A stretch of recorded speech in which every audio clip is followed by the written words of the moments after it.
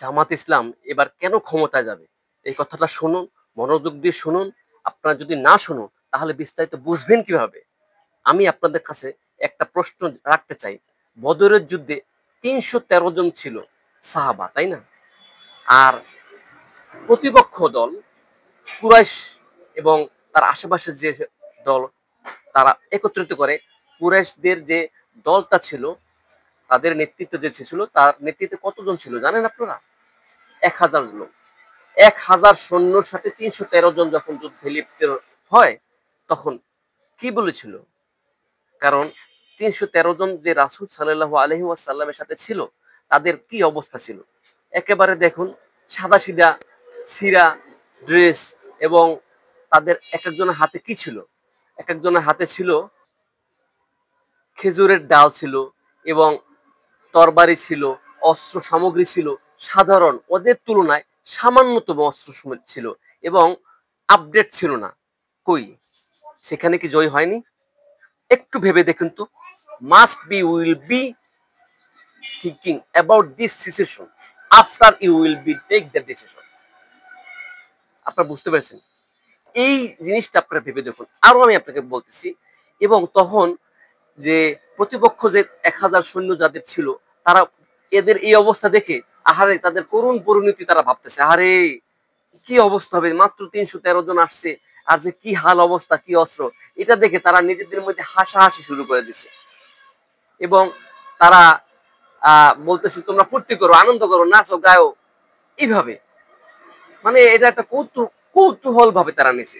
কোথায় ১,০০০ সৈন্য তাদের, এবং সেই সৈন্যদের সমরাস্ত্র ওই সময়ের জন্য আধুনিক ছিল। আর পক্ষান্তরে রাসূল সাল্লাল্লাহু আলাইহি ওয়াসাল্লামের ছিল মাত্র ৩১৩ জন। তাহলে আপনি চিন্তা করে দেখুন, ওখানে কি বিজয় হয়নি? এরপরে আরেকটা বিষয় আমি আপনাদের সামনে তুলে ধরছি, যে আলেকজান্ডারের নাম তো অবশ্যই শুনেছেন যারা পলিটিক্যাল করেন। আলেকজান্ডারের মাত্র ৪০,০০০ সৈন্য ছিল, মাত্র ৪০,০০০ সৈন্য ছিল, এবং পক্ষান্তরে পারস্য যারা, তাদের সৈন্য ছিল কত? লক্ষ লক্ষ সৈন্য ছিল।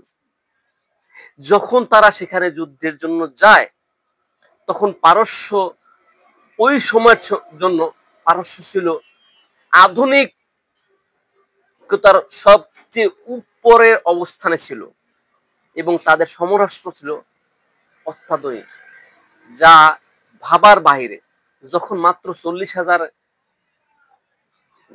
সৈন্য নিয়ে আলেকজান্ডার গেল পারস্য জয় করার জন্য, তখন সে পারস্য তাদের ছিল ১০ লাখের উপরে। তাহলে চিন্তা করে দেখেন, কোথার সাথে কি মিলে কখনো? এই কথাটা কখনো কি আমাদের ভাবনায় এসেছে? আচ্ছা, এখানে একটা পয়েন্ট বলছি আমি, যেটা না বললেই নয়।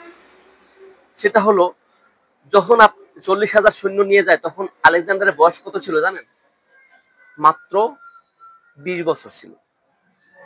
এখন যে নাহিদ, সার্জিস এবং আহ এদেরকে দেখতেছেন, এদের বয়স কত? ৩০।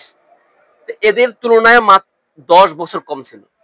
এইটা দেখে ওরা হাসতেছে, এবং নিজেদের মধ্যে বলতেছে যে তোমরা হাসো, গাও, নাচো, ফুর্তি করো, যে এদের সাথে কি দিয়ে কি যুদ্ধ করবো, এটা সে আসে, এটাকে যায়, এটা যে যায়, কখনোই যায় না।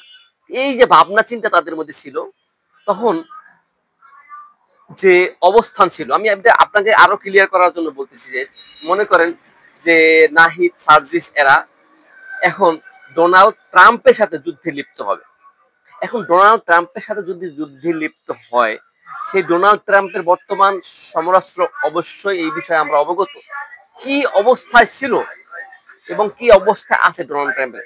এখন নাহিদ, সার্জিস তারা যদি যুদ্ধ করতে যায়, তাদের সাথে চ্যালেঞ্জ দেয়, ডোনাল্ড ট্রাম্প কি করবে? হাসবে না? এখন তারা পরাশক্তি না? পৃথিবীতে প্রায় ১০-১৫ পরাশক্তি হয়ে গেছে। চিন্তা করতে পারেন। আবার এখানে আঞ্চলিক শক্তিও কিন্তু অনেকের অবস্থান তৈরি করে গেছে, নিয়েছে। তো চিন্তা করে দেখেন, এই যে ভাবনা চিন্তাটা আপনারা কখন করতে পেরেছেন? ঠিক তদ্রুপ, যখন আলেকজান্ডার যুদ্ধ করতে যায় পারস্যে, তখন পারস্যের সৈন্য ছিল প্রায় ১০ লাখ সামথিং, এতটা, এবং সমরাস্ত্র ছিল এত বেশি। কিন্তু সেই অবস্থায় কি তাদের সাথে যুদ্ধ হয়নি? আলেকজান্ডারের মাত্র 20 বছর 21 বছর বয়স এবং সে সেনাপতি ছিল। চিন্তা করতে পারেন, একটু চিন্তা করেন। এখন আমি আসি জামাতের প্রশ্নে। জামাত গত 15 বছর যেভাবে পলিটিক্যাল দিক থেকে যে কি একটা রাজনীতি করছে, এই রাজনীতিটা কিন্তু আপনারা বুঝতে পারছেন। তাদেরকে ফাঁসির কাস্টে ঝুলাইছে, গুম করছে, খুন করছে, ফায়ার করছে, ক্রস ফায়ার করছে, শহীদ করছে, শিবিরের পোলাপানরে, যুব সমাজের বিভাগকে, জামাতকে। তা এই যে একটা ছিল, তাদের অবস্থান দিচ্ছে, কিন্তু তারা রাজনীতি করছে। তারা কিন্তু রেগুলার তারা রাজনীতি করছে।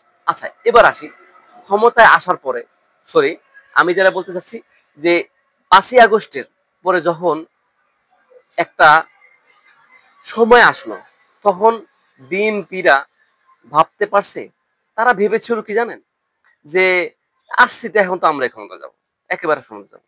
যখন ধীরে ধীরে ধীরে ধীরে বিশ্ববিদ্যালয়গুলো নির্বাচন হচ্ছে, সেই নির্বাচনে যখন দেখতেছে যে জামাতের যে ছাত্র সংগঠন শিবির, শিবিররা এককভাবে ওদেরকে পরাজিত করে ভূমিদশ পাহাড় দাস বলবো আমি, পাহাড় 10 ভাবে জয়যুক্ত হলো, তখন কিন্তু তাদের টনক নড়ে গেছে।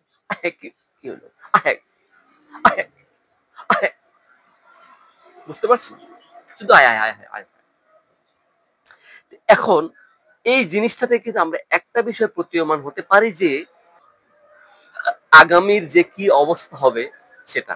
এরপর আমি আরেকটা বলি, যখন বিশ্ববিদ্যালয়গুলোতে শিবিরের দক্ষতা, মেধা, যোগ্যতা, ভালোবাসা, ন্যায়পরায়ণ, ন্যায় বিচার এগুলো দেখে যখন একে একে সব বিশ্ববিদ্যালয়গুলোতে নির্বাচনে তারা জয়যুক্ত হলো, তখন এরা করলো কি, বিএনপি করলো কি, টেম্পো স্ট্যান্ড দখল করলো, ফেরিঘাট দখল করলো।